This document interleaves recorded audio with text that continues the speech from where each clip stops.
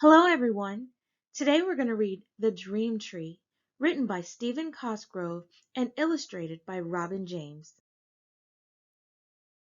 Have you ever gazed at a spreading apple tree and wondered how many kinds of life live within its branches?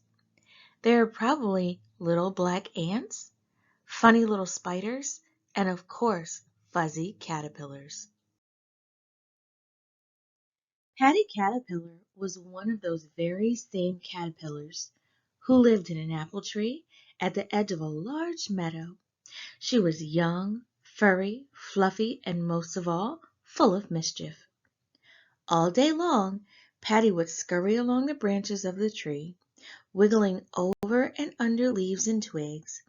Leaves were her favorite things to wiggle over because they always tickled her tummy. One day, as she was slipping and sliding on a branch at the far side of the tree, she came upon a large, perfectly white cocoon nestled among the leaves.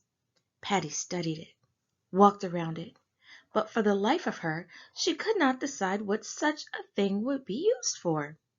She was so curious that she began to scurry home and ask her mother. As she wiggled and giggled her way along the main trunk of the tree, she caught sight of the most beautiful butterflies she had ever seen. My, thought Patty, how wonderful it would be to soar in the air like that. She moved closer to the edge of the branch and shouted, Mr. Butterfly, how did you become such a beautiful butterfly? But the butterfly just floated along in the breeze and did not answer her. Stuck-up old butterfly, muttered Patty. Then she resumed her journey and soon came to her home, which was made of leaves. She slipped in the front door and up to her mother. Mom, she said, today, while I was playing on the far side of the tree, I came upon a white cocoon. What are they used for? Her mother sat her down on the toadstool couch and said, Patty, when caterpillars know that it is the right time, they each go and spin their own white cocoon. Then they slip inside and fall asleep. While they sleep, they dream the dreams of the dream tree. When they wake up, they have been transformed into beautiful butterflies. Patty scrunched up her nose and wiggled her antenna.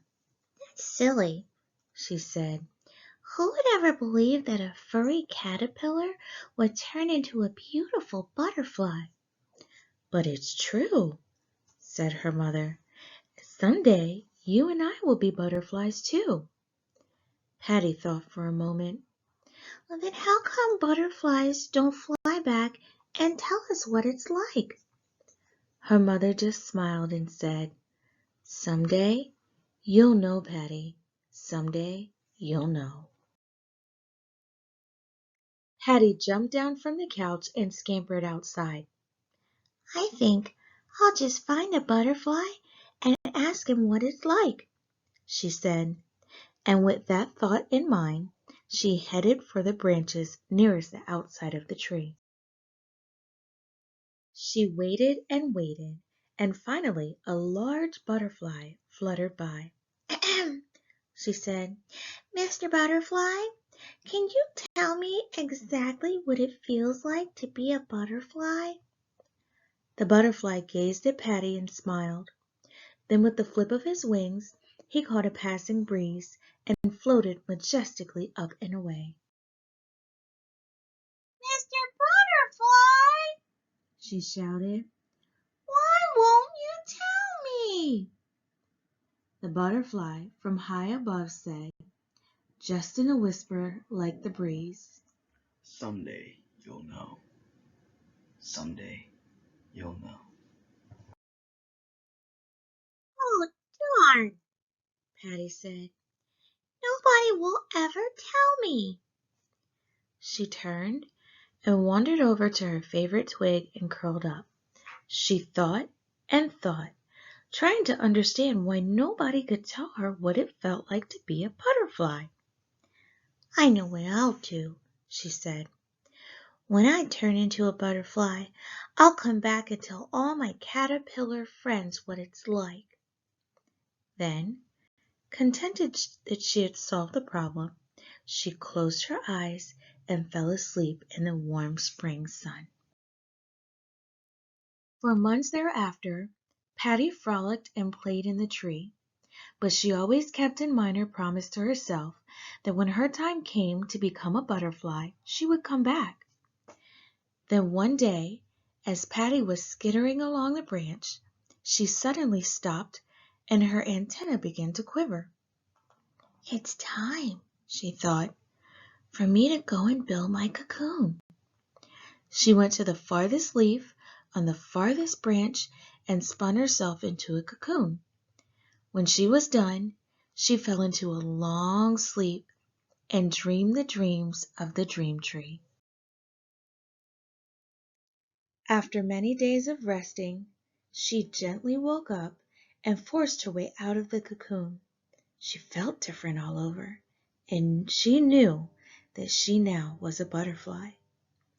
Patty slowly opened her wings and felt the soft summer breeze begin to lift her quietly into the air and away from the tree. Oh, I should go back and tell the others how it feels, she said. But it feels so wonderful to float in the warm wind. She began to drift up and away, enjoying every motion of her wings. As she floated upwards, she could see a small caterpillar far below and heard him shout, "What does it feel like to be a butterfly?" Patty knew what her answer had to be. Someday you'll know, little caterpillar. Someday you'll know. I hope you enjoyed the dream tree as much as I did. Don't forget to subscribe to this channel, like this video, and share it with your friends. Then head on over to your local or school library to find more fun adventures like these.